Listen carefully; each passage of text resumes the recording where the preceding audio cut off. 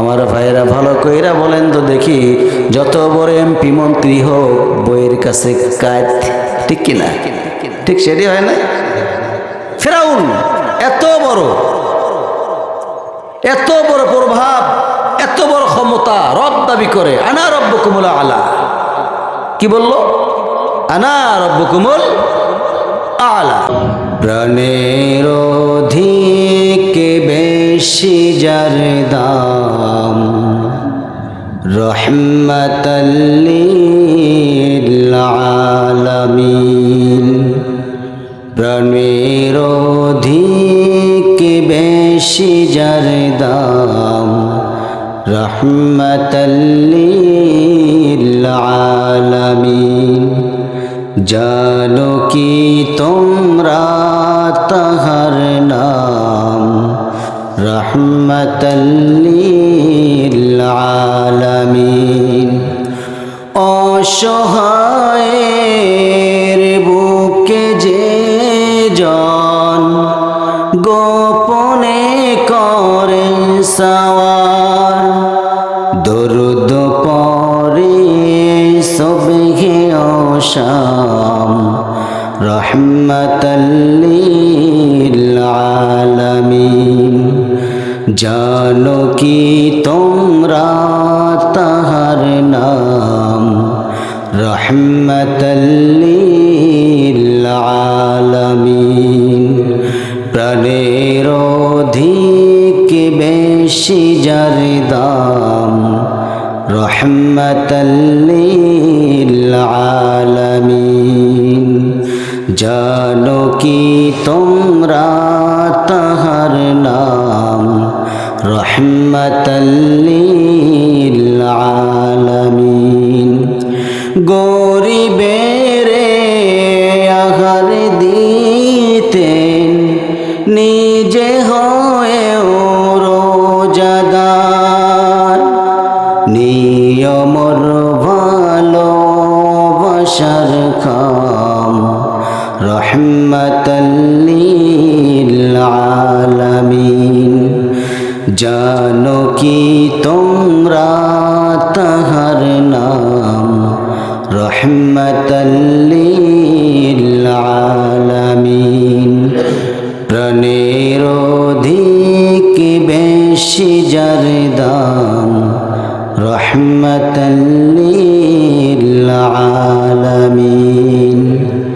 সবাই বলি সাল্লাল্লাহু আলাইহি ওয়াসাল্লাম। সম্মানিত উপস্থিতি, আজকে এই কদরের রজনীতে আমার ভাইরা, আমার বন্ধুগণ, আমার আল্লাহ রাব্বুল আলামিন কোরআনে কারিমে বলেন, ইন্না আনজালনাহু ফি লাইলাতিল কদরি ওয়া মা আদরাকা মা লাইলাতুল কদর।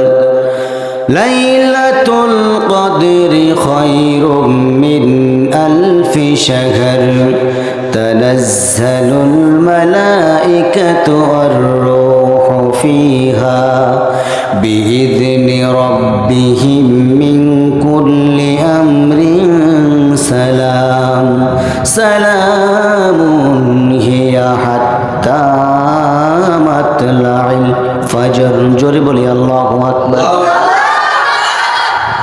আল্লাহ রাব্বুল আলামিন বলেন,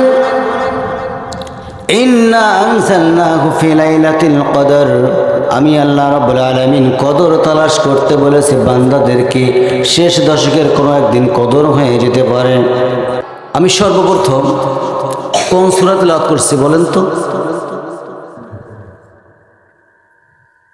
পারবে? সূরাতুল কদর। মাশাআল্লাহ।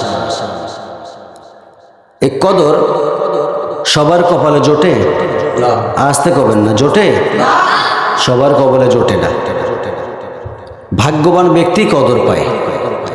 আসলেই মূলত আমাদের দায়িত্ব ছিল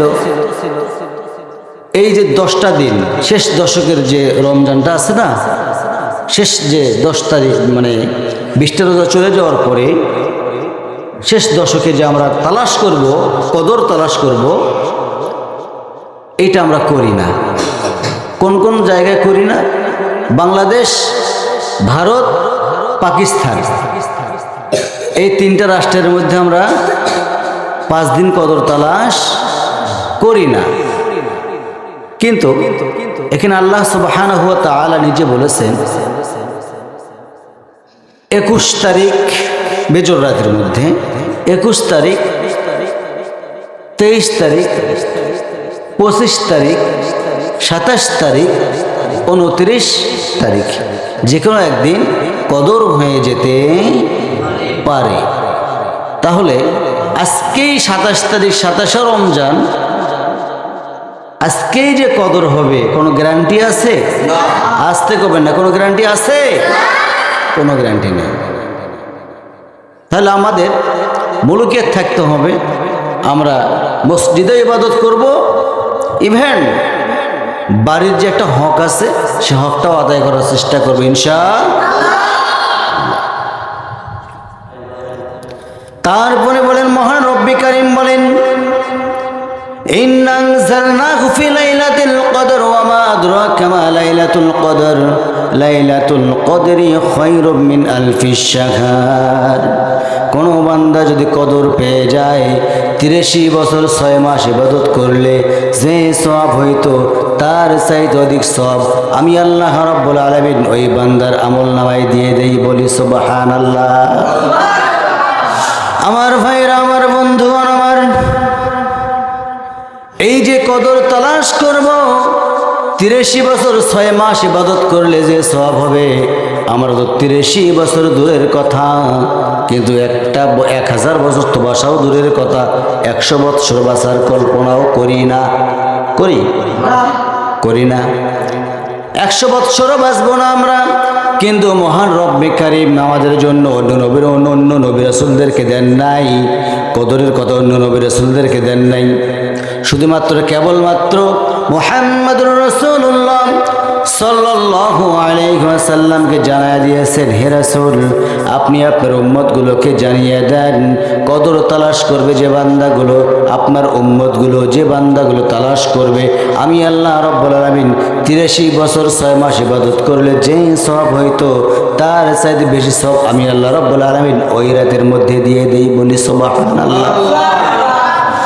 আমার ভাইয়েরা, আমার বন্ধুগণ, আমার এই কোরআন আল কারীম এই রমজান মাসে যে এসেছেন, কত সুন্দর কথা কোরআনে কারীম বলতেছেন। কোরআনকে যদি আপনি প্রশ্ন করেন, ও কোরআন বলো তো তুমি যে এসেছো কি জন্য তুমি এসেছো, তাও বলে দিতে পারে কি পারে না? কোরআন সুন্দর করে জবাব দেয়।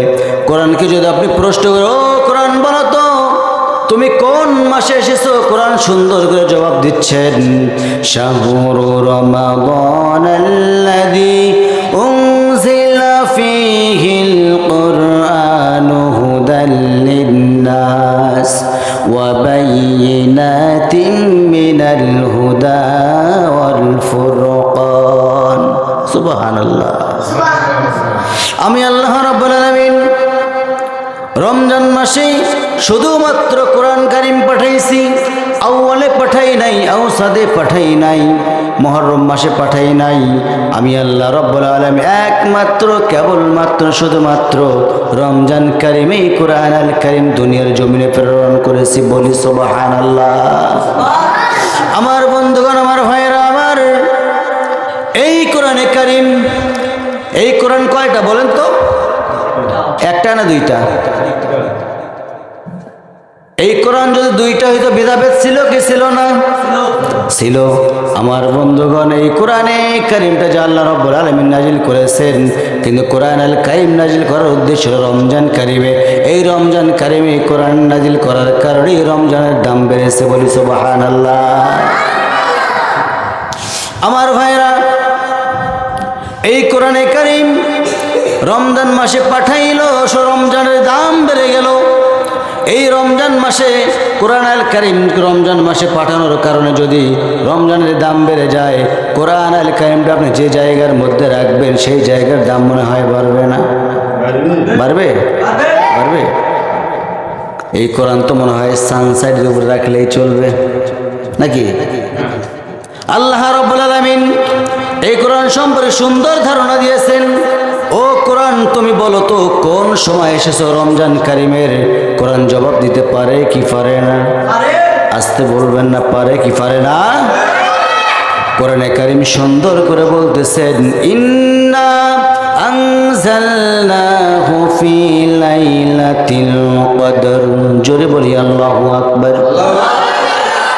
আল্লাহ রাব্বুল আলামিন বলেন, আমি কোরআন আল কারিম রমজান মাসে পাঠাইলাম, ঠিক আছে, কিন্তু প্রথম দশকেও পাঠাই নাই, মাঝখানের দশকেও পাঠাই নাই, শেষ দশকের 5টা বেজর রাত্রির মধ্যে, এমন একটা বেজর রাত্রির মধ্যে আমি আল্লাহ রাব্বুল আলামিন কোরআনে কারিম পাঠাইছি। সেই পাঠানোর উদ্দেশ্যটাই হলো, সেই রাত্রিটাই হলো কদরের রাত্রি। বলি সুবহানাল্লাহ। আমার বন্ধুগণ, আমার ভাইয়েরা, এই কোরআনে কারিম শুধুমাত্র কেবলমাত্র নাজিল করেছেন আল্লাহ রাব্বুল আলামিন কার মাধ্যমে বলেন? মুহাম্মদ সাল্লাল্লাহু আলাইহি ওয়াসাল্লামের উপরে। এই কোরআনে কারিম আল্লাহ রাব্বুল আলামিন আমার নবীর উপরে নাজিল যখন করেন, আমার নবীজি যখন নবুয়ত পান নাই, নবুয়ত পাওয়ার পূর্ব মুহূর্তে সবাই বলেছিল মুহাম্মদ খুব ভালো মানুষ, খুব ভালো মানুষ। এই মক্কা নগরের মধ্যে মুহাম্মদের চাইতে দ্বিতীয় ভালো মানুষ আর একটা আসমানের নিচে জমিনের উপরে একটাও আর নাই। কিন্তু এই কোরআনে কারিম যখন বিশ্বনবী রাসূল কারিম সাল্লাল্লাহু আলাইহি ওয়াসাল্লামের কাছে যখন 40 বৎসর অবতীর্ণ হয়ে গেল, আমার নবীজি কোরআনে কারিম এইভাবে হাতের মধ্যে নিয়ে বললেন, আমি পূর্বের কথাগুলো যেগুলো বলেছি, চুরি করা যায় না, ডাকাতি করা যায় না, জেনা করা যায় না, এই কারণেই আপনারা সবাই বলেছেন আমি ভালো। আজকে যেন কি বলেন আমি জানি না। আমার নবীজি কোরআনে কারিমটা হাতের মধ্যে নিয়ে বললেন, আজকে যিনি চুরি করবেন তার আমি হাত কেটে দেব, যিনি ডাকাতি করবেন তার কোরআনের আইন অনুযায়ী বিচার ফয়সালা হবে, এবং যিনি জেনা করবেন তাকে বুক পর্যন্ত পুঁতে পাথর মেরে নিক্ষেপ করে দুনিয়া থেকে বিদায় করে দেওয়া হবে। আমার ভাইরা ভালো কইরা বলেন তো দেখি, এখন 70 জোর বেশি হইল না কম হইল? কম না বেশি? বেশি হয়ে গেল। কেন? যখন বলেছিল চুরি করা যায় না, ডাকাতি করা যায় না, জেনা করা যায় না, এগুলো খারাপ কাজ, এগুলো খারাপ কাজ, তখন সবাই বলেছিল এই আসমানের নিচে এই জমিনের উপরে মুহাম্মদের চাইতে দ্বিতীয়টার ভালো মানুষ একটাও নেই। কিন্তু যখন কোরআনে কারিম হাতের মধ্যে নিয়ে বলে ফেললেন যে চুরি করবে তার আমি হাত কেটে দেব কোরআনের আইন অনুযায়ী, তখন ওই চোরের আর শত্রু হওয়ার বাকি থাকলো না। আমার ভাইরা, সমস্ত নবী রাসূলদেরকেই আল্লাহ রাব্বুল আলামিন একটা করে মুজিজা দিয়েছিলেন, জানেন নাই? সমস্ত নবী রাসূলদের মুজিজা তাদের মৃত্যুর মধ্য দিয়ে শেষ হয়ে গেছে, কিন্তু একটা মুজিজা আছে বিশ্বনবী মুহাম্মদ সাল্লাল্লাহু আলাইহি ওয়াসাল্লামের। সেই মুজিজার নাম কি বলেন তো? জোরে, আরো জোরে। এই কোরআনে কারিম এর বাড়ি কই? কোরআনকে প্রশ্ন করেন, ও কোরআন তোমার বাড়ি কই? কোরআন সুন্দর করে জবাব দিচ্ছেন, বাল হুয়া কুরআনুম মাজিদুম ফি লাওহিম মাহফুজ। আমি কোরআন দুনিয়ার কোনো কিতাব নই, আমার বাড়ি হলো লাওহে মাহফুজ। ধরে বলি সুবহানাল্লাহ। ছোট কথা? সেই কোরআন, এই কোরআন আল্লাহ সুবহানাহু ওয়া তাআলা আপনার আমার জন্য বিশ্বনবী মানবতার মহান শিক্ষক রাসূল আকরাম নবী মুকাররম জনাব মুহাম্মদ সাল্লাল্লাহু আলাইহি ওয়াসাল্লামের মাধ্যমে আমাদের মাঝে পাঠিয়েছেন। সেই কোরআনটাই আমরা দেখি না। কি বলেন? কোরআনটা যদি দেখতাম তাহলে দিলের ভিতরে অঙ্কন করে নিতে পারতাম। ভাইরা আমার, এই কোরআনে কারিম এমনি এমনি নাজিল হয় নাই। অন্ধকার থেকে মানুষগুলো যেন আলোর পথে আসতে পারে, ইহদিনা সিরাতুল মুস্তাকিমের পথে আসতে পারে, এই জন্যই মহান রব্বে কারিম কোরআন বান্দার জন্য নাজিল করেছে। বলি সুবহানাল্লাহ। আমার ভাইরা, আদম আলাইহিস সালাম চলে গেছেন, নূহ আলাইহিস সালাম চলে গেছেন, তাদের মৌজুদা নিয়ে তারা চলে গেছেন। ইব্রাহিম আলাইহিস সালাম মৌজুদা নিয়ে চলে গেছেন। মুসা আলাইহিস সালাম তার মৌজুদা কি বলেন তো? বলেন বলেন। লাঠি। তার মৌজুদা কি? রাসূলের মৌজুদা কি বলেন? কোরআনে কারিম। তাহলে কোরআনে কারিম রাসূল ইন্তেকাল করেছেন, অথচ এই কোরআনে কারিম আজও আমাদের মাঝে টিকে আছে। বলি আলহামদুলিল্লাহ। থেকে লাভটা কি? আমরা তো তাদাব্বুর করি না, তারতিল করি না, কোরআন দেখাও শিখি নাই। ভাইরা আমার, এই কোরআনে কারিম বিশ্বনবী মানবতার মহান শিক্ষক রাসূল সাল্লাল্লাহু আলাইহি ওয়াসাল্লামের উপর নাজিল করেছেন আল্লাহ তাআলা। কি সমস্যা? কি আকাশের প্রবলেম? আকাশ কি হয়েছে? আল্লাহ দেখবে, সমস্যা কি? হ্যাঁ, আচ্ছা, আমি যে কথা বলছিলাম,